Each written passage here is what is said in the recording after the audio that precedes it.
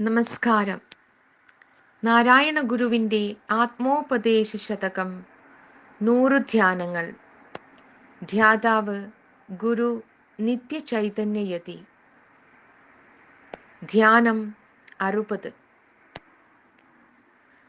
അറിവിനെയും മമതേക്കധീനമാക്കി പറയും ഇതിൻ പരമാർത്ഥമോർത്തിടാതെ പറകിലുമപ്പരതത്വമെന്ന പോൽ ഈ അറിവറിയുന്നവനന്യമാകുവീല. അറിവിനെ എൻ്റെ അറിവ് എന്ന് വിശേഷിപ്പിക്കുമ്പോൾ നാം മനസ്സിൽ ഒരു വൃത്തമിടുന്നു. അതിൽ ഞാൻ എന്നും ഞാനല്ലാത്തതെന്നും 2 മേഖലകൾ അടയാളപ്പെടുത്തുന്നു. സ്വന്തം ബോധത്തിൽ നിർണായകമായി വരുന്നതിനെ എൻ്റെ അറിവ് എന്ന് വിളിക്കുന്നു. അതിനു പുറത്ത് നിങ്ങൾ, മറ്റേയാൾ എന്നിങ്ങനെ പലരുമുണ്ടെന്ന് സങ്കല്പിക്കുന്നു.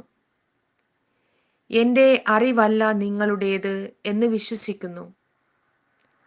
പരമമായ സത്യത്തെ അറിഞ്ഞ് അതിൻ്റെ വക്താവായിരിക്കുന്നു എന്ന് അവകാശപ്പെടുന്നവർ പോലും അങ്ങനെയുള്ള അഭിപ്രായമുള്ളവരാണ്. നിരുപാധികമായ അറിവിനെയാണ് പരമാർത്ഥം എന്ന് പറയുന്നത്. അത് ഏകമാണ്. അതിൽ എൻ്റേതെന്നോ നിന്റേതെന്നോ ഉള്ള വ്യത്യാസമൊന്നുമില്ല. എന്നാൽ വ്യക്തിഗതമായ അറിവ് സോപാധികമായിരിക്കുകയാൽ അതിൽ ഞാൻ എന്നും നിങ്ങൾ എന്നും വ്യവഹരിക്കുന്നു. ചേതനവും അചേതനവുമായ സകലതിനെയും സത്യവത്കരിക്കുകയും ചേഷ്ടിപ്പിക്കുകയും മൂല്യസഞ്ചയത്തിൽ ഉൾപ്പെടുത്തുകയും ചെയ്യുന്ന തത്വവിധാനീയതയെ വേണം പരമാർത്ഥമെന്ന് പറയുവാൻ.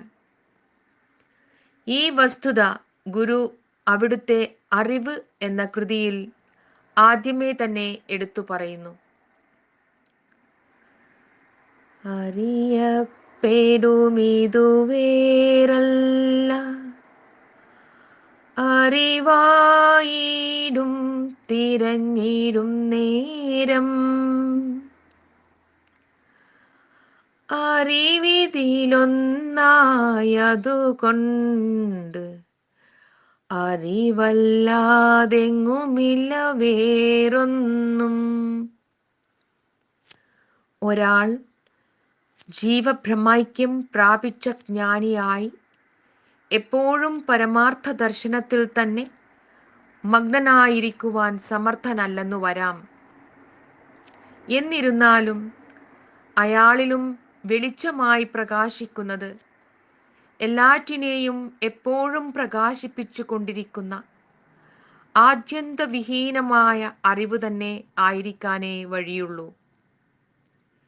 അപ്രകാരമായിരുന്നില്ലെങ്കിൽ 2 പേർക്ക് പരസ്പരം ആശയവിനിമയം ചെയ്യുവാൻ കഴിയാതെയിരിക്കുമായിരുന്നു.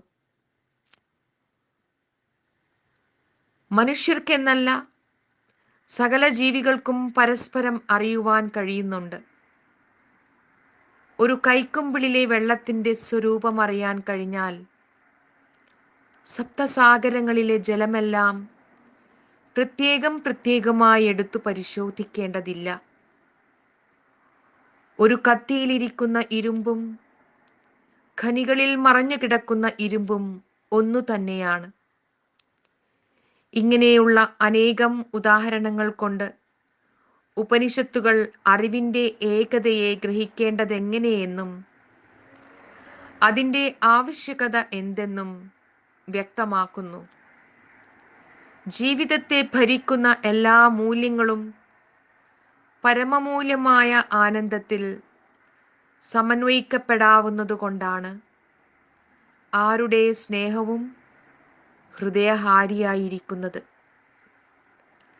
ആരുടെ നൈതികതയും ഉപനിഷത് ധർമ്മത്തിൽ പ്രതിഷ്ഠിതമായിരിക്കുന്നത്.